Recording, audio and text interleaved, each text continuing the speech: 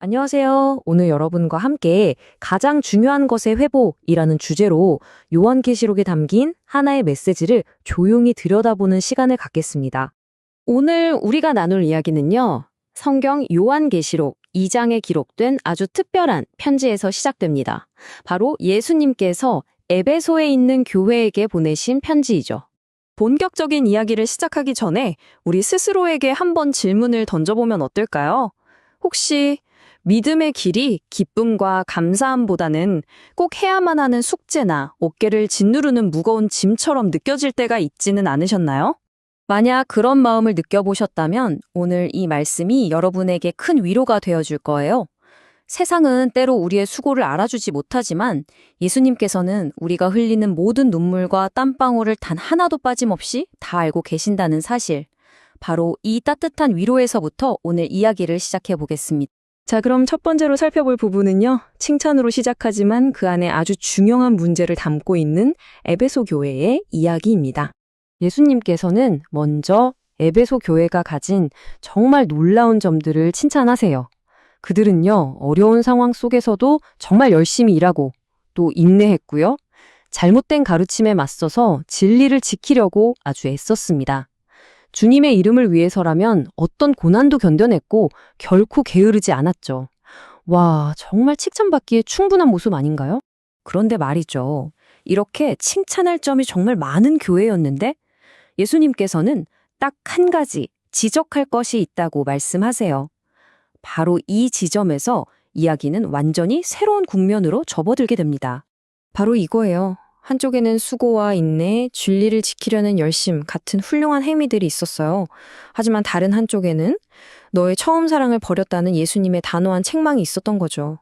겉으로 보기에는 모든 게 완벽했는데 그 중심에 가장 중요한 무언가가 빠져 있었던 겁니다. 그렇다면 처음 사랑을 잃어버렸다는 건 도대체 무슨 뜻일까요? 다음 부분에서 그 의미를 좀 더 깊이 들여다보겠습니다.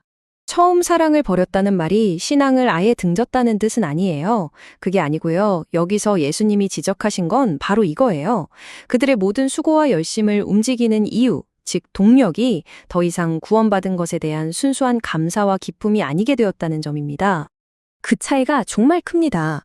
우리의 신앙이 감사라는 엔진으로 움직일 때는요, 자연스럽게 기쁨이 넘치고 누가 시키지 않아도 섬기고 싶어져요. 하지만 그 동력이 의무감이나 두려움으로 바뀌는 순간 마치 요즘 말하는 번아웃이 온 것처럼 신앙생활이 나를 점점 지치게 만들고 결국 영적으로 무기력하게 만들어버리는 거죠. 우리도 그럴 때가 있잖아요. 다른 사람들의 인정이나 칭찬에서 만족을 얻으려고 할 때요. 하지만 오늘 말씀에서는 이것을 소금물에 비유해요. 마시면 마실수록 순간의 만족은커녕 오히려 더 깊은 영적인 갈증과 공허함만 남기게 된다는 거죠. 자, 이 질문 앞에서 잠시 멈춰서 우리 자신을 한번 조용히 돌아보면 좋겠습니다. 지금 나의 삶을, 나의 믿음을 움직이고 있는 가장 근본적인 힘은 과연 어디서 오는 걸까요? 구원의 감사인가요?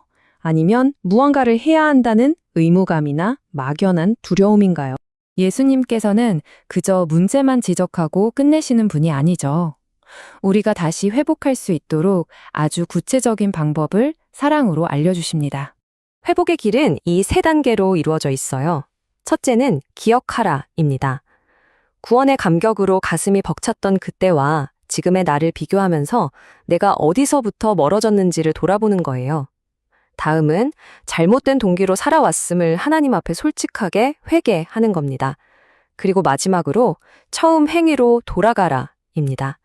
다시 한번 감사의 마음으로 사랑하고 섬기는 삶을 내 의지를 다해서 새롭게 시작하는 거죠.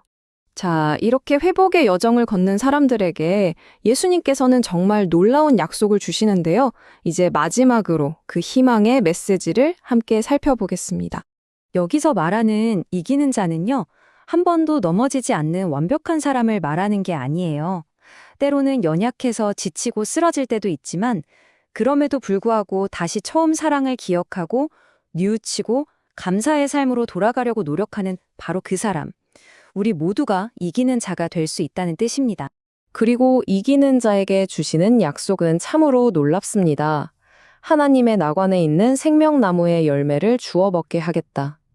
이 약속은 우리에게 궁극적인 희망과 영원한 생명을 보장해 주시는 정말 가슴 벅찬 약속입니다.